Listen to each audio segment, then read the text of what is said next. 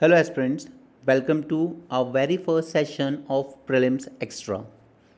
इसमें हम लोग बात करेंगे about the current affairs of week 1 of June. Alright, this is part of our paid course, but trust me, this Prelims Extra is one thing since 2024. I am telling you with utmost honesty that this has been the most instrumental, and even I shared you various proof and screenshot that because it covers all the other sources that and even from the Hindu Indian Express also there are few news that don't appear in the printed edition.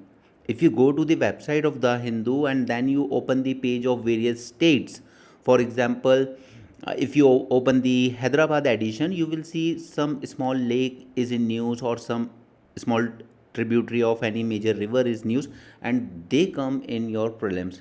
There are various species, like you remember that waggle dance, okay, that was taken from the Hindu Carol page, Thiruvananthapuram. Okay, so in this prelims extra, what we do is we cover the topics from the website version of the Hindu and Indian Express, and other than that we cover whatever we think is important from other sources, like, and most importantly, the PIB, the Down to Earth, and sometime if there is anything from Economic Times or Times of India, then okay. But what is our main focus in this? The main focus is science and tech and environment ecology. Why these two? Because if suppose you are getting 10 questions in your exam, trust me, around 6 will be directly from current affairs, and they will be very much doable. Okay, that's why I every time recommend the students that please don't read those hectic static books, or not even those bulky books given by the coaching materials. Because अगर आपको इसमें 10 question आ भी रहे हैं, उसमें से अगर आप 5 से 6 करंट अफेयर के थ्रू सॉल्व कर सकते हो तो आप इस पे टारगेट करो, rather than running behind every single PYQ. Okay, because again the cutoff is not going to be 100 percentile, so you need to be smart about your preparation in prelims. Be specific, use the experience of your teachers, of your seniors, or even your own through PYQs about what area to target, which is highly scoreable, and what area is like unnecessary that you can afford to skip. Okay, so I always tell you that polity is one area where you must have high accuracy. In history, this year history was seriously disastrous, because many questions were from scholarly books. ऐसे sentences use किए गए हैं questions में जिन्हें हम शायद ये भी नहीं कह सकते कि अभी तक उन पे स्कॉलर्स की भी कोई एक यूनानिमस ओपिनियन होगा. Alright, then science tech and environment में अधिकतर चीज़ें हम करंट अफेयर से ही फोकस करेंगे, एंड उतना काफ़ी होगा आपके प्रीलिम्स के लिए. इसलिए आप ज़्यादा से ज़्यादा ध्यान अपनी मेंस की प्रिपरेशन पे दीजिए. प्रीलिम्स को आप स्मार्टली हैंडल कर सकते हो, आप उसको थॉरोली पढ़ के हैंडल नहीं कर सकते. एनीवे मैं आपके साथ अपनी जो पेड कोर्स है उसमें ये प्रीलिम्स एक्स्ट्रा सीरीज़ कंटिन्यू करूँगा. सो चलिए हम चलते हैं. पहला टॉपिक क्या है? इकोनॉमिक टाइम से लिया गया है. Business at second in nature, biomimicry offers a framework to shift from replication to innovation using natural principles. That means हम लोग अपनी डेली लाइफ में कुछ नेचुरल प्रिंसिपल्स यूज़ कर रहे हैं, जैसे कोई एनिमल की क्वालिटी, इस टाइप की चीज़ें. तो बायोमिमिक्री वही कहलाती है. It is the intersection of biology and engineering that learns from the nature to solve complex problems and create sustainable solution. अब ज़रा इसको देखिए. ये B3 बॉम्बर्स हैं USA के. इनका जो शेप था वो इससे इंस्पायर था पूरा का पूरा. ओके, उसी तरीके से आप अगर बुलेट ट्रेन का शेप देखें तो ये भी पक्षियों से इन्वॉल्व है. क्यों क्यों चूज़ किया ये? क्योंकि जो हमारे वो नॉर्मल इंजन्स होते थे, जब वो टनल के थ्रू पास होते थे तो बहुत साउंड करते थे. ओके, इसलिए इस तरह की शेप्स बनाए गए, और इन शेप्स की वजह से ही इनकी स्पीड आप अफोर्ड कर सकते हो बहुत तेज़ी से चलाना, वरना ये मुश्किल होता था. तो ये सब एग्जाम्पल कहलाते हैं जहाँ पे हम अपनी इंजीनियरिंग को बायोलॉजी के साथ लिंक करते हैं. ओके, तो लेवल्स ऑफ बायोमिमिक्री अगर हम बात करें तो 3 तरह की चीज़ें होती है. फर्स्ट है फॉर्म या ऑर्गेनिज्म लेवल की. That means this level imitating the physical structure of living organism, just like this P3 bombers, okay, or the Maverick bullet trains, right. या जापान ने सबसे पहले शुरू की थी Shinkansen bullet train nose was inspired by kingfisher bird, while shark skin inspired surface that repel superbugs without chemicals. Okay एक और example है वेलक्रो, वो जो कपड़े में आता है ना वो चिपकाने वाला. वीरू सहस्त्रबुद्धे आपने 3 इडियट्स में देखा था, बटन की जगह वेलक्रो यूज़ करते थे. ओके इस it was inspired by the tiny burr needles stick to dog fur using microscopic hooks. अगर आपने बचपन में खेलने वेलने जाते थे कहीं, अगर झाड़ियों में आप गए होंगे तो आपने देखे होंगे कुछ एक गोल गोल से कांटे जैसे होते थे जो कपड़ों पे चिपक जाते थे, तो उन्हीं से इंस्पायर हुई है ये चीज़ें. स्विम सूट आपने देखा होगा, जो प्रोफेशनल स्विम सूट होते हैं काफ़ी चिकने टाइप होते हैं, क्यों? ताकि वो वाटर के साथ ड्रैग ना हो. So these high tech Olympic swim suits design to mimic the texture of shark skin which reduces drag in the water. तो यहाँ पे हम लोग क्या कर रहे हैं, जो नेचुरल ऑर्गेनिज्म है उनकी जो फिजिकल स्ट्रक्चर है उन्हीं को हम यूज़ कर रहे हैं, right. So this is first level, that is form या ऑर्गेनिज्म लेवल. आते हैं सेकंड पे, process behavioural level. That means animal का जैसा बिहेवियर होता है हम उससे लर्न करते हैं अपने रियल लाइफ के सिस्टम्स को फंक्शन करने के लिए. अब जरा आप इस बिल्डिंग को देखिए, ये जिम्बाब्वे की फेमस बिल्डिंग है और वर्ल्ड ओवर इसको एक्नॉलेज किया गया बिकॉज इसने जो आर्किटेक्चर यूज़ किया है वो आर्किटेक्चर इसने यूज़ करा है. जैसे चींटी के घर होते हैं ना, वो आपने ज़मीन में देखे होंगे, उन्होंने उस तरह का आर्किटेक्चर यूज़ करा और ये नेचुरली पूरी बिल्डिंग को कूल रखता है नो मैटर बाहर टेम्परेचर क्या है. Okay so this is called as behavioural और process level, learning from the way natural system function. Cooling building like termites. An office complex in Zimbabwe, that is Eastgate Center, it has no traditional air conditioning. Instead, it copies the passive cooling ventilation process used by termites in their mounds to keep a stable temperature. Okay, this is learning from the nature. दूसरा fleet navigation. तो हमारी जितनी AI या automatic आजकल वो चलने वाली है कारें, दी सेल्फ ड्राइविंग कार्स, वो किससे सीख रही हैं? They are using the algorithm that copy how schools of fish, यानी फिश का जो झुंड चलता है, या फ्लॉक ऑफ बर्ड्स आसमान में देखे होंगे.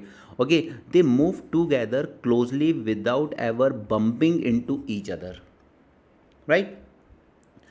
Third one is ecosystem level, यानी कि पूरा का पूरा इकोसिस्टम से ही हम लोग सीख रहे हैं. जैसे हम लोग कहते हैं कि नेचर में हर चीज़ जाती है. ओके जैसे अगर कोई चीज़ बायोडिग्रेडेबल है वो नेचर से नेचर से ही रॉ मटेरियल से कि बनी है उसी में ख़त्म हो जाएगी.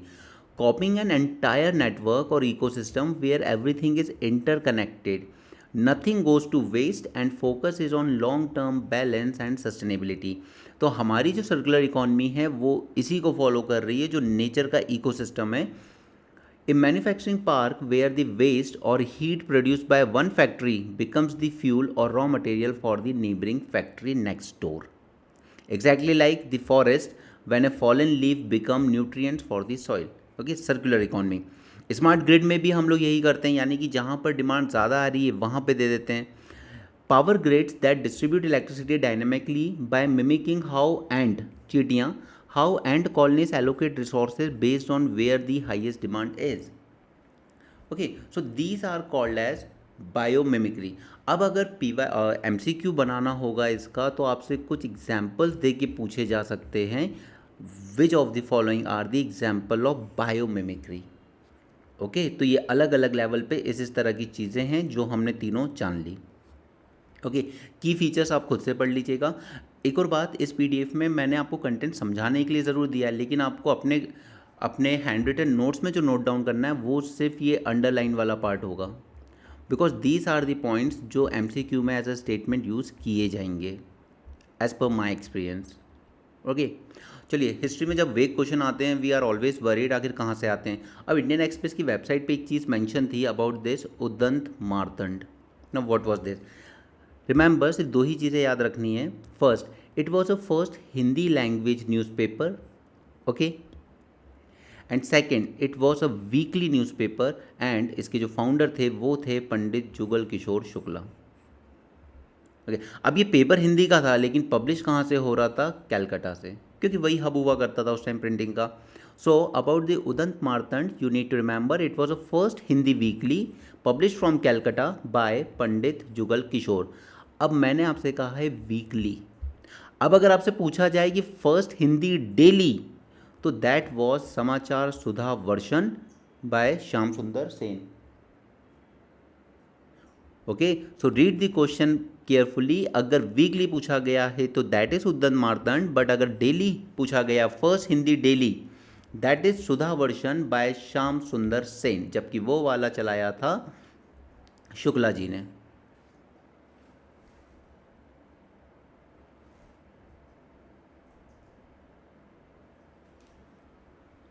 ऑलराइट, बस इसमें यही याद रखना है आपको, उसमें और कुछ ज़्यादा नहीं पढ़ना है। तीसरा है हमारा SPF नंबर। अब आप सभी शायद यूज़ करते होंगे सनस्क्रीन। ओके, देखिए ये अलग अलग वैरायटीज़ में आती है। SPF 30 ये ब्लॉक कर देता है करीब 95 से 97% अल्ट्रावायलेट बी रेस। पहले ABC की बात कर लेते हैं हम लोग। देखिए अल्ट्रावायलेट रेस जो आती है, जो ओजोन लेयर को डैमेज भी करती है, उसमें से 3 तरह की होती हैं, A B C। सी जो होती है वो एटमॉस्फेयर में ही रुक जाती है। ओके, ये काम कर देता है आपका ओजोन लेयर। अल्ट्रावायलेट रेडिएशन जो बी है वो आपकी स्किन की पहली लेयर में जा सकती है और थोड़ा सा बर्निंग सेंसेशन या आपके लिए हीट वो फील करवाती है। जबकि जो अल्ट्रावायलेट ए है वो आपकी इनर स्किन तक पेनिट्रेट कर जाती है और वो एजिंग और इस तरह की चीज़ों के लिए रिस्पॉन्सिबल होते हैं।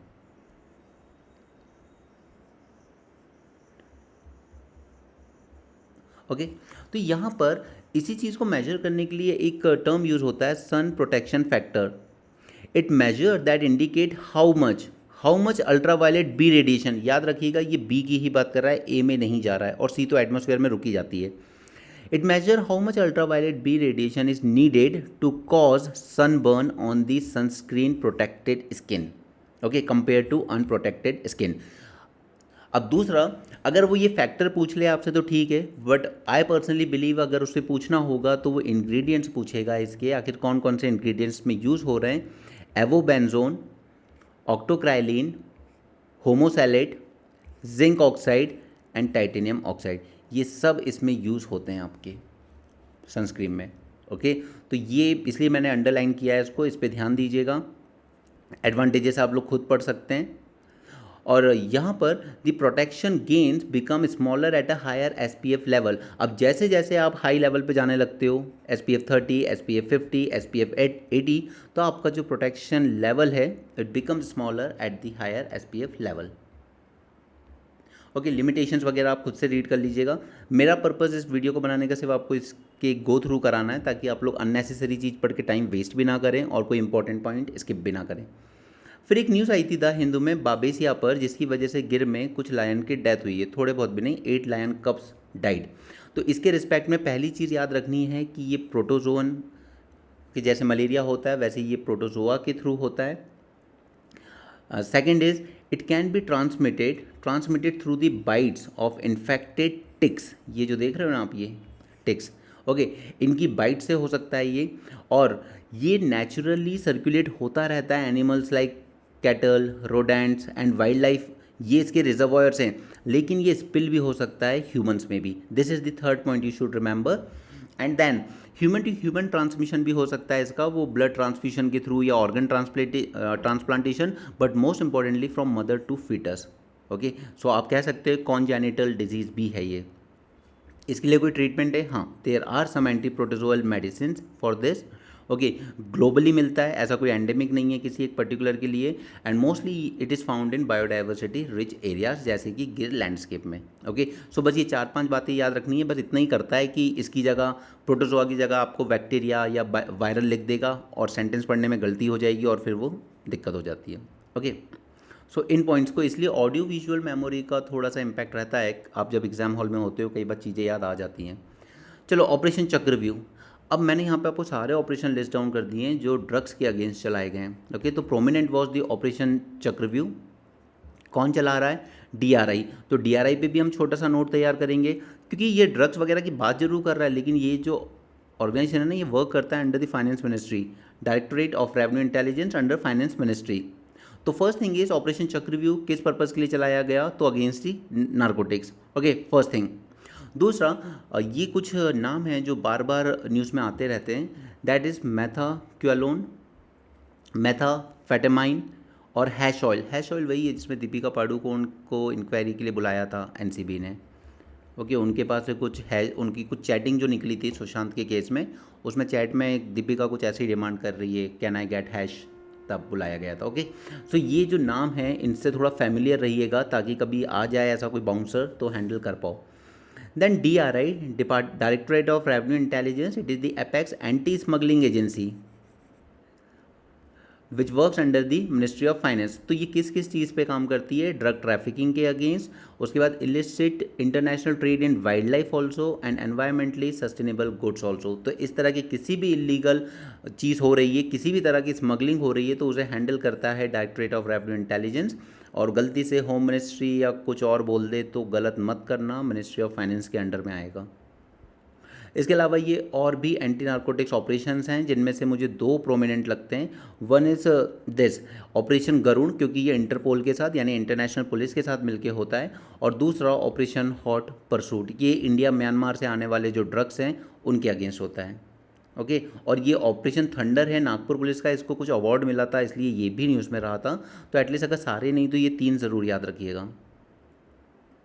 Government launch 200 crore Maha water mission to support startup. ये मैंने आपको अपने उसके जब मैं आपसे वाटर क्राइसिस डिस्कस कर रहा था न्यूज़पेपर में तब भी मैंने आपको बताया था। Mission for advancement in high impact areas water mission, यानी कि वाटर सेक्टर में अगर आप कोई इनोवेशन करते हो तो उसके लिए ये मिशन लॉन्च किया गया है 200 करोड़ रुपीज़ का। और अगर आप कुछ बनाते हो ऐसा इनोवेटिव तो आपको 20 करोड़ रुपए तक दिए जाएंगे इसमें। Okay, innovation in water sector, first याद रखिएगा कि ये मिशन किस चीज़ के लिए। तो about the innovation in water sector जिसमें research, technology, validation, field deployment वगैरह। और चला कौन रहा है? इसे चला रही है मिनिस्ट्री ऑफ जल शक्ति। ठीक है, ऑब्वियस है, यहाँ तक कोई प्रॉब्लम नहीं। लेकिन अब देखिए यहाँ पे इनोवेशन की बात हो रही है तो आपको एक तो फंडिंग की भी ज़रूरत पड़ेगी और दूसरा डेटा की भी। और क्योंकि वाटर की बात है तो हमें सैटेलाइट मैपिंग, वाटर रिसोर्सेज का ये सारी चीज़ें चाहिए। तो वो चीज़ प्रोवाइड करेगा डिपार्टमेंट ऑफ स्पेस और इसरो, यानी कि water resource mapping and assessment. और इनोवेशन के लिए जो फंडिंग चाहिए वो प्रोवाइड करेगा ANRF। तो ये ज़रूरी हो जाता है कि इसमें कौन कौन से ऑर्गेनाइजेशंस इन्वॉल्व हैं, तो ANRF एंड इसरो। ठीक है, ये याद रखिएगा अपने प्रीलिम्स के लिए। उसके बाद फंडिंग क्या रहेगी? 200 करोड़ ओवर द 5 ईयर्स और जॉइंटली कंट्रीब्यूट किया जाएगा दोनों की तरफ से, ANRF की तरफ से भी एंड मिनिस्ट्री ऑफ जल शक्ति की तरफ से भी। Okay, so organisations involve are ISRO and ANRF। लेकिन फंडिंग की बात करें तो ANRF के साथ साथ फंडिंग कौन प्रोवाइड करेगा? मिनिस्ट्री ऑफ जल शक्ति। ओके, और अगर कोई भी इसमें कंसोर्टिया इसमें सेलेक्ट हो जाता है तो उसको 20 करोड़ रुपए तक दिए जाएंगे for technology deployment. Okay, so Maha mission याद रखिएगा। India Inc get new CSR avenue through zero coupon zero principal instrument. अब देखिए जीरो कूपन जीरो प्रिंसिपल, यानी कि ना तो हम आपको कोई प्रिंसिपल देने वाले हैं ना कोई इंटरेस्ट देने वाले हैं, हम कुछ नहीं देने वाले हैं, तो फिर हम इन्वेस्ट क्यों करें? अब आप याद कीजिए कैलाश सत्यार्थी का बचपन बचाओ आंदोलन, ठीक, अच्छा काम करता है ना, बच्चों को रेस्क्यू करता है जो बॉन्डेड लेबर में या डोमेस्टिक वर्क में इन्वॉल्व हैं और उनको एजुकेशन देता है। तो अगर ये कल को कोई किसी तरह की बॉन्ड्स इशू करते हैं, ठीक है, बॉन्ड्स इशू करते हैं और अगर मैं कोई बिजनेस कर रहा हूँ और मुझे CSR कंट्रीब्यूशन वैसे भी करना ही है, ठीक है, वो तो नॉर्म है, तो क्या मैं ये बॉन्ड्स परचेज कर लूँ? और ये नॉन प्रॉफिट ऑर्गेनाइजेशन है, okay, they are strictly non profit organisation, profit वाले ऑर्गेनाइजेशन नहीं है, वो बस अच्छा कुछ काम कर रहे हैं, सोशल इम्पैक्ट क्रिएट कर रहे हैं अपने किसी वर्क से। ओके, और इन्होंने जो बॉन्ड इशू करे इन्होंने इसको पब्लिश किया सोशल स्टॉक एक्सचेंज पर और यहाँ से इस कंपनी ने यानी कि मैंने इसको परचेज कर लिया। तो इस पर मुझे कोई ना तो कभी प्रिंसिपल रिटर्न मिलेगा ना कुछ मिलेगा। That's why they are called as zero coupon and zero principal instrument. So these are financial instrument or securities issued by non-profit organization, okay, strictly not profit organization जो रजिस्टर होंगे on social stock exchange. मतलब आप ये कह लीजिए कि social stock exchange connect कर देता है कुछ अच्छा सोशल वर्क करने वाले ऑर्गेनाइजेशंस को और जो इन्वेस्टर्स हैं या फिलैंथ्रोपिस्ट हैं उनको। ओके, और ड्यूरेशन कितना होगा इन सिक्योरिटीज़ का? इनका ड्यूरेशन होगा not more than 3 succeeding financial year from date of issuance. Okay, किस प्रिंसिपल पे काम करेगा? Zero coupon zero principal instrument, that is they carry neither interest payment not repayment of the principal. So ये purely एक philanthropic mechanism है। Okay, पर इसकी limitations क्या होती है? लिमिटेशंस होती है, there is no independent impact assessment requirement. These instruments are exempt from the independent impact assessment, and the exemption is based on the assumption that these social stock exchange disclosure requirement provide adequate transparency. तो आपने पैसा दिया, कहीं पे invest भी हो गया, किसी सोशल ऑर्गेनाइजेशन को दे भी दिया, बट फिर वहाँ पर क्या इम्पैक्ट क्रिएट किया है उस ऑर्गेनाइजेशन ने, उसका कोई असेसमेंट नहीं होता. Okay. Next is limited supply of credible listed non profits. अब ये भी है कि कई लोग नॉन प्रॉफिट ऑर्गेनाइजेशन की आड़ में बिजनेस कर रहे हैं. Okay, so there is limited supply of such organisations जिन्हें वाकई माना जा सके कि हाँ ये क्रेडिबल हैं या अच्छा काम कर रहे हैं ग्राउंड लेवल पर. तो इसके लिए यहाँ पर मिनिस्ट्री ऑफ कॉर्पोरेट अफेयर ने कुछ अमेंडमेंट किए थे CSR रूल में, तो बस उसी के रिगार्डिंग ये न्यूज़ आई थी. बस एक बात याद रखिएगा, the expenditure incurred by CSR mandated companies. मतलब ये नहीं है कि मैं किसी सोशल स्टॉक एक्सचेंज पर लिस्टेड नॉन प्रॉफिट ऑर्गेनाइजेशन के सिक्योरिटीज़ को परचेज करता रहूँ, कहूँ कि देखिए मैंने तो अपनी CSR रिस्पॉन्सिबिलिटी इधर फुलफिल कर दी है. तो ऐसा नहीं है. अगर मुझ पर नॉर्म लागू हो रहा है कि मुझे 100 रुपये CSR में कंट्रीब्यूट करने हैं, तो मैं उसमें से सिर्फ 10 रुपये ही यहाँ कंट्रीब्यूट कर सकता हूँ, बाकी 90 फिर वो जो अलग नॉर्म है इसके CSR के उसी पे अप्लाई होगा. ओके, बस 10% shall not exceed 10% of total corporate social responsibility expenditure for the year. Social stock exchange की बात अगर करें तो सिंपल सा पर्पस है, it help the social enterprises to raise fund from the public. दो तरह के सोशल एंटरप्राइज हो सकते हैं, एक होते हैं नॉट फॉर प्रॉफिट जो इसमें एप्लीकेबल हैं, और दूसरे होते हैं फॉर प्रॉफिट, वो इसमें नहीं आते हैं. ओके. दूसरा, आंध्र प्रदेश ने एक प्राइज़ जीता था. आपको बस याद इतना रखना है कि अगर आपसे कभी पूछा जाए फूड प्लैनेट प्राइज़ कौन देता है, तो ये दिया जाता है by a foundation in Sweden.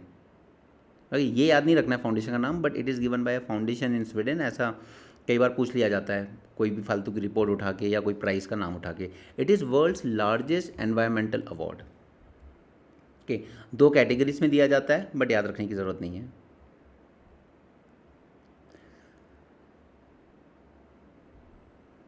Mission सहनेजोरी. अब देखिए, एक तरह का ना सिल्क होता है हमारा, मूगा सिल्क. बस मूगा सिल्क में ही अलग अलग वैरायटी की चीज़ें जो बनाई जा रही हैं, इनको एक कॉमन ब्रांड के अंडर में लेके आना है. उसी को कहा गया है मिशन सहनेजोरी. और ये मूगा सिल्क कहाँ पे होता है मोस्टली? ये असम में होता है. ओके, क्लस्टर बेस्ड इनिशिएटिव है. स्ट्रेंथन की जाएगी एंटायर मूगा सिल्क की वैल्यू चेन को. लॉन्च किसने किया है? Department of north eastern region. और मोस्टली ये असम पे फोकस करेगा. वहाँ की जो मूगा सिल्क की पूरी वैल्यू चेन है, ठीक है, होस्ट प्लांट के कल्टीवेशन से लेके तो सिल्क वॉर्म के सीड प्रोडक्शन तक, weaving, branding, export, digital traceability, tourism प्रपोजन, एंटायर वैल्यू चेन को स्ट्रेंथन करने का काम करेगा ये. ओके. उसके बाद इसमें एक कॉमन सेनेजोरी ब्रांड बना के उसका GI लिया जाएगा. ठीक है, उसके लिए GI के लिए अप्लाई किया जाएगा, वो बात की बात है, वो बस इस मिशन का गोल है. मूगा सिल्क के बारे में थोड़ा सा जान लेते हैं. आप यहाँ इमेज में देख सकते हैं, एकदम गोल्डन होता है, बिल्कुल बहुत सुंदर भी लगता है, और इसीलिए इसका नाम गोल्डन सिल्क भी कहा जाता है. और मोस्टली इसको कल्टीवेट किया जाता है in the Garo hills of Assam. कि ये बाकी के बोल बच्चन छोड़ देना, बस इसकी कुछ प्रॉपर्टीज़ याद रखना. लॉन्ग शेल्फ लाइफ होती है इसकी, और इसके अलावा ये एज अ रॉ मटेरियल भी यूज़ किया जाता है in aircraft tyres, bullet proof jackets, parachute ropes. बस ऐसे ही करके 2-3 स्टेटमेंट बनते हैं और आपका क्वेश्चन तैयार करता है UPSC. Muga silk Assam was officially awarded it's GI status in 2007. तो अगर सिर्फ मूगा सिल्क की बात करें तो उसको मिल गया था ये. उसके बाद अब अलग अलग ब्रांड में या इसकी जो अलग अलग चीज़ें बनती हैं इससे, उनके लिए एक कॉमन GI वो लेना चाहते हैं अंडर दिस मिशन. ओके. फिर जो कुछ ट्रेडिशनल गारमेंट्स जो फेमस हैं जो मूगा सिल्क से बनते हैं, तो वो हैं मेखेला सदोर, गमोसा, शेरवानीस एंड कुर्ता वगैरह. ओके. और यहाँ पे एक नोटेबल क्लस्टर है इनका वीविंग का असम में, उसका वो न्यूज़ में रहता है कभी कभी, सुआलकुची टेक्सटाइल पार्क, बट ये पूछा नहीं जाएगा, बस वो दे दिया है.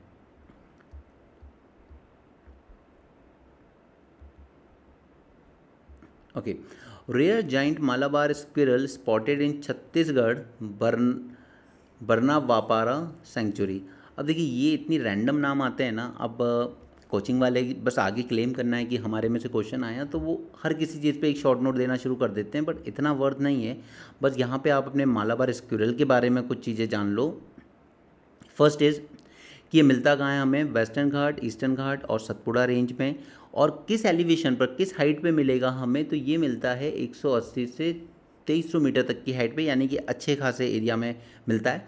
एंड बेस्ट थिंग इज़ कि ये आर्बोरल है। आर्बोरल इसलिए क्योंकि मैं आपको पिछले 2 साल से कह रहा था कि ये आर्बोरल जो क्वालिटी होती है इनकी, इस पर पूछा जाएगा क्वेश्चन, और इस बार 26 में पूछा भी गया।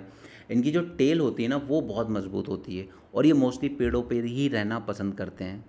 Okay, arboreal species they spend most of its time on the upper canopy, मतलब ट्रीज पे ही ज़्यादातर रहना पसंद करते हैं। They make its shelter with in the holes, पेड़ों में जो इनके ट्रंक में जो होल होते हैं उसी को बस और खुरेद खुरेद के अपना शेल्टर बनाते हैं।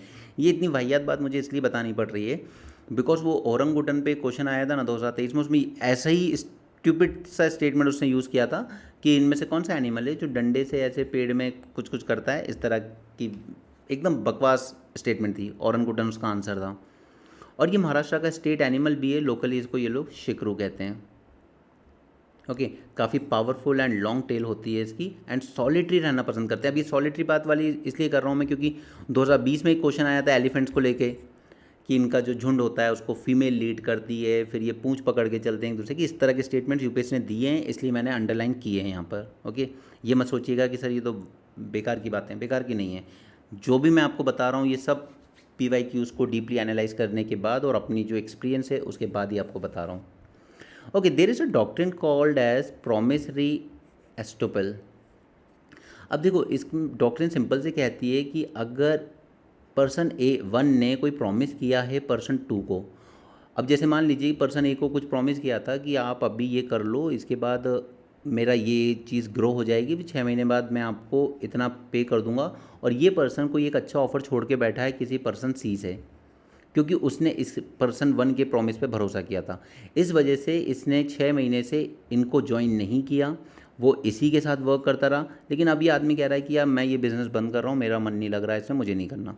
तो आपके प्रॉमिस की वजह से इस बंदे पर्सन 2 का काफ़ी लॉस हो गया।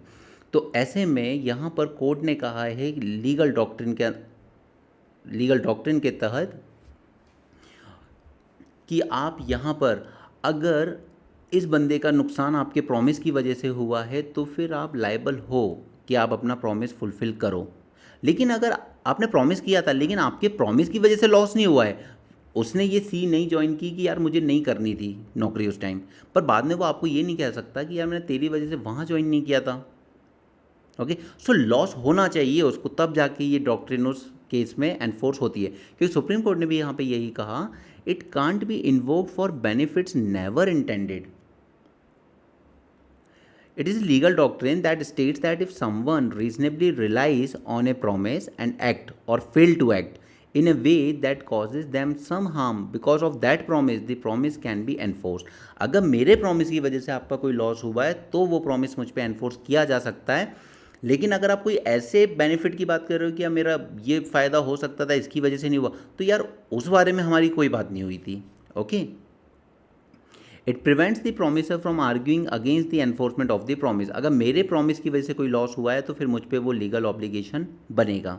ओके, अब डॉक्ट्रिन अप्लाई कब हो सकती है? It applies when the promisor has made promise to the promisee, यानी कि पहले तो इस पर्सन ने कोई प्रॉमिस किया हो इसको, then the promisee must have relied. अब ये पर्सन रिलाई किया मेरे प्रॉमिस पे and he suffered something due to non performance of promise from my side, then this doctrine prevents the promisor, यानी कि मुझे और enterprise from going back on its word. तो ये डॉक्ट्रिन रोकती है कि नहीं, मैं अपने वर्ड्स पे पीछे नहीं जा सकता।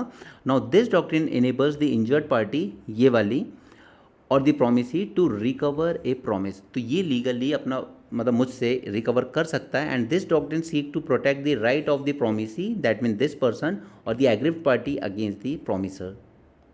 Okay, so this doctrine actually involves a clear promise, चाहे वो ओरल में हो या राइटिंग में हो, but there should be a clear promise. और दूसरा कि रिलायंस होना चाहिए उस प्रॉमिस पे कि यार मैंने आपके प्रॉमिस की वजह से मुझे ये लॉस हुआ है, reliance on that promise by the promisee and a detriment suffered and a need to avoid injustice.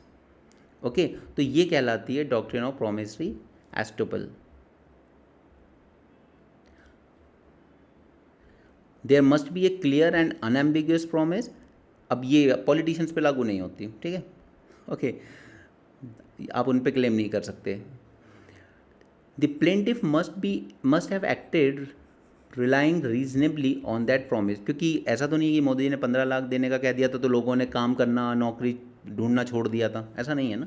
तो उस वजह से लॉस तो नहीं हुआ है कम से कम आपका। The plaintiff must have suffered a loss. Okay, तो ये सुप्रीम कोर्ट का मैटर था, इसलिए हमें इसको एक बार देखना पड़ा। Operation mule Hunt, mule Hunt कुछ नहीं होता है यार, कुछ ऐसे अकाउंट्स होते हैं बैंक में, जैसे जब नोटबंदी हुई थी ना, तो काफ़ी सारे पीएम जन धन अकाउंट इनको यूज़ किया गया था फॉर ट्रांजैक्शंस। लोगों ने अपने नौकरों के, अपने यहाँ काम करने वाले ऐसे जिनके ज़ीरो अकाउंट पड़े थे लेबरों के, उसमें अपना पैसा ब्लैक का वाइट कन्वर्ट किया था। तो ये mule hunt, operation mule hunt चलाया गया है ऐसे बैंक अकाउंट के against which are use to facilitate financial crimes including money laundering, fraud, illicit fund transfer. अब अगर आप मेरा न्यूज़पेपर डेली देख रहे हो तो आप याद कीजिए, मैंने आपको एक दिन मिज़ोरम से रिलेटेड कुछ चीज़ बताई थी। ओके, उसमें सेंट्रल गवर्नमेंट ने यहाँ पे एसएनए पोर्टल पे टारगेट दिया था मिज़ोरम गवर्नमेंट को कि आपके जितने भी ये ज़ीरो वाले अकाउंट हैं, ठीक है, इनको आप बंद करवाइए। ये इसी का पार्ट था। ओके, क्योंकि ये क्राइम को फैसिलिटेट करने में यूज़ हो रहे हैं इस तरह के अकाउंट, इसलिए ये सारे अकाउंट बंद कराने की बात की गई है। क्योंकि म्यूल अकाउंट्स ऐसे होते हैं कि मान लीजिए मैंने कभी कोई खोला था कहीं पे अकाउंट, मुझे भी याद नहीं है और मैंने ध्यान भी नहीं दिया, पड़ा होगा। Okay, so even the person who own the account called a money mule may or may not know their account is being use for illegal activities. Okay, तो ये सब बैंकिंग चैनल्स के थ्रू हो जाता है और बैंक्स वगैरह खुद इनमें इन्वॉल्व होते हैं। यानी कि ये इलीगल मनी मूव कर रहे हैं but through banking channels only. They are frequently utilized for swift or recurrent international transactions. यहाँ पे ये मैं ये तो नहीं कह सकता कि इसको याद रखना ज़रूरी है या ये एग्ज़ाम में पूछा जा सकता है, बट इस बार 2026 में ऐसा ही बहुत ही गंदा सा क्वेश्चन पूछा गया है, बट आई डोंट केयर, क्योंकि हमें हर क्वेश्चन को ट्राई नहीं करना है। बस न्यूज़ में था तो मैंने आपको दे दिया था, क्योंकि इसमें बस एक ही खास बात है कि ये वास्प और बीस से थोड़ा अलग होता है। ये जो हॉवर फ्लाई है ये इनसे थोड़ा सा अलग होता है because it has a single pair of wings. Okay, जबकि बीस और वास्प इनके पास होते हैं 2 पेयर ऑफ विंग्स।